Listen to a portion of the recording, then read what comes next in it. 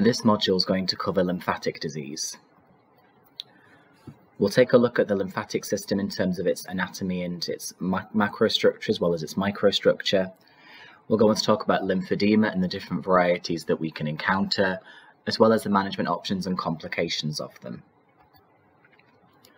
So we're all quite happy that the lymphatic system plays an important role in our immune system, where we have our spleen, our thymus, and all of our different lymph nodes that help in opsonization of the immune system with exposure to pathogens.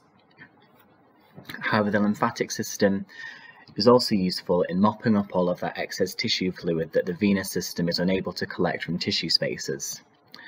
And all of that fluid runs through lymphatic vessels, through larger lymphatic vessels such as the cisterna chyli and the thoracic duct, that then anastomose onto the internal jugular vein and the subclavian vein into the venous system. If we take a closer look at the way the lymphatic system works in the capillary beds and at a microscopic level, we can see that all of the fine end vessels percolate through the capillary bed, so we have high exposure to spaces where this tissue fluid collects. There are endothelial flaps on the outside of the lymphatic vessels that allow the fluid to move down a pressure gradient from areas of relatively high concentration in the tissue space into low concentration in the lymph vessel itself.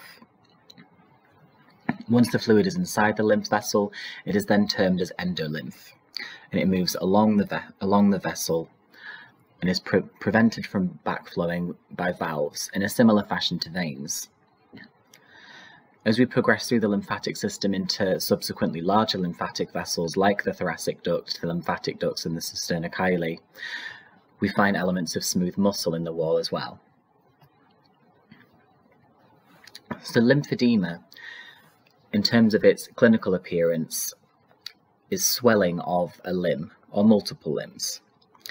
It's essentially a collection of tissue fluid within a tissue space, and there is an inability to fully remove it from that area. This could be for a number of different reasons that we'll discuss in a moment, but in terms of clinical detection, one hallmark feature of lymphedema is that there is non-pitting edema and progressively increasing swelling. And this is in contrast to peripheral edema from things like heart failure, where you have pitting edema. Over time, patients that have lymphedema that is untreated or poorly managed can lead to skin changes and ulcer formation, and the prognosis is generally quite poor.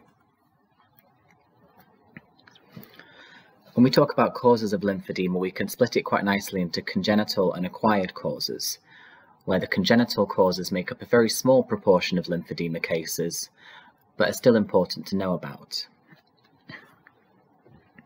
So Milroy's disease, or hereditary lymphedema type 1, is an autosomal dominant condition that tends to present at birth or at the latest below the age of 1.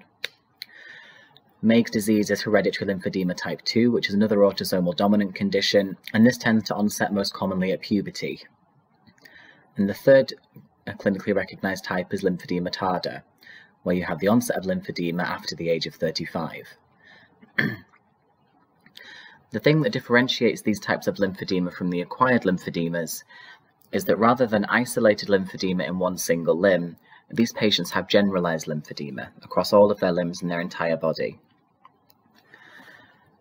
The mainstay of treatment for these conditions is management of the swelling itself with compression, as you're unable to fix the underlying cause because of the genetic component. This often means that these patients end up with reduced mobility and they can have a reduced quality of life. Acquired lymphedema makes up a larger proportion of lymphedema cases, and this can be due to a number of different causes. One of the leading causes of acquired lymphedema in the world is due to a parasitic infection called filariasis. Shown on the right-hand side of the image, filariasis occurs due to a parasite called Walkeria bancrofti, which is transmitted by mosquitoes, commonly found in sub-Saharan Africa. The life cycle of the parasite leads to it accumulating within the lymphatic system and blocking up lymphatic vessels. And it's the blockage of these lymphatic vessels that creates the swelling that we see. And this can be treated with antiparasitic medications like mebendazole or albendazole. Another acquired cause of lymphedema is podoconiosis, which is found in areas of silica exposure, so places in the world where people would tend to work barefoot or live most of their lives barefoot, exposed to silica, they will get generalized lymphedema of their lower limbs until the exposure is limited or removed. More commonly in the Western world, what we see is iatrogenic lymphedema caused by radiation or surgery. Prolonged radiation due to cancer treatment causes destruction of fine-end lymph vessels, and in surgical cases that require lymph node removal, most commonly axillary node clearance in breast surgery, lead to an inability of the lymphatic system to adequately remove tissue fluid from these spaces. In terms of managing lymphedema, unless you're able to reverse the underlying cause, like with filariasis or podoconiosis, a large part of the management is conservative.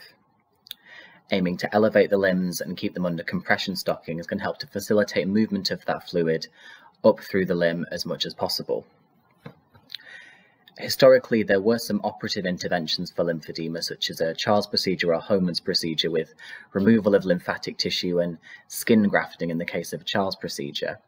However, the outcomes for these surgeries tend to be quite poor, so they're not done commonly in today's practice.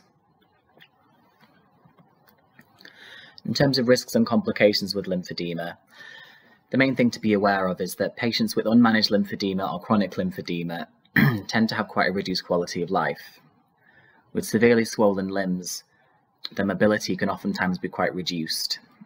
And because this tissue fluid collects and is not carrying all of this fluid through the lymphatic system, through lymph nodes, these patients can end up with pathogens sequestering in their limbs and end up with recurrent and chronic infections that are often quite resistant to treatment. Over time, in a similar fashion to venous insufficiency, because of this fluid accumulation and nearby cytokine remodeling, these patients can also develop ulcers.